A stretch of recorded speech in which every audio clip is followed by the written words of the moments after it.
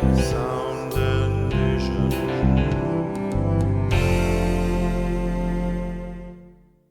Welcome to Chapter 1 of The Scarlet Letter by Nathaniel Hawthorne, narrated by Jason William Bayless.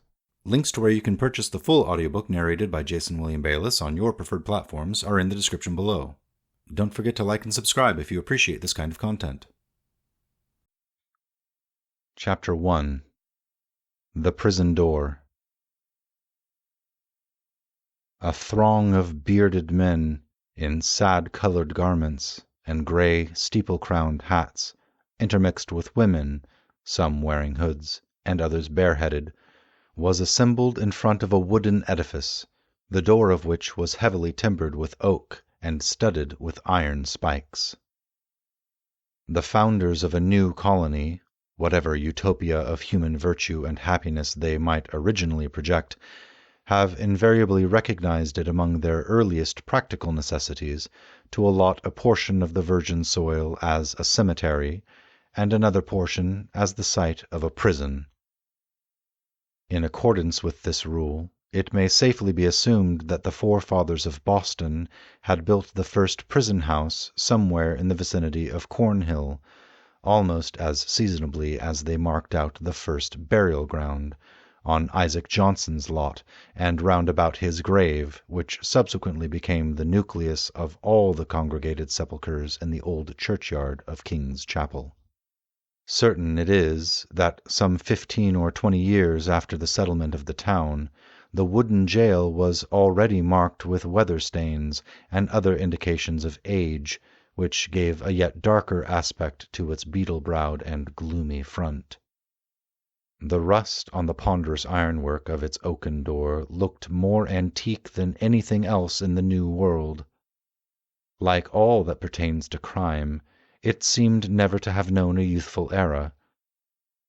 Before this ugly edifice, and between it and the wheel-track of the street, was a grass plot, much overgrown with burdock, pigweed, apple-peru, and such unsightly vegetation, which evidently found something congenial in the soil that had so early borne the black flower of civilized society, a prison.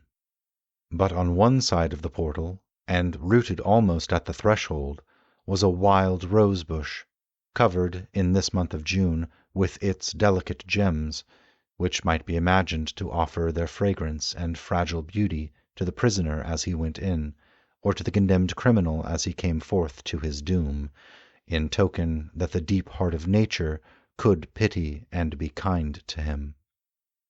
This rose-bush, by a strange chance, has been kept alive in history, but whether it had merely survived out of the stern old wilderness, so long after the fall of the gigantic pines and oaks that originally overshadowed it, or whether, as there is fair authority for believing, it had sprung up under the footsteps of the sainted Anne Hutchinson as she entered the prison door, we shall not take upon us to determine.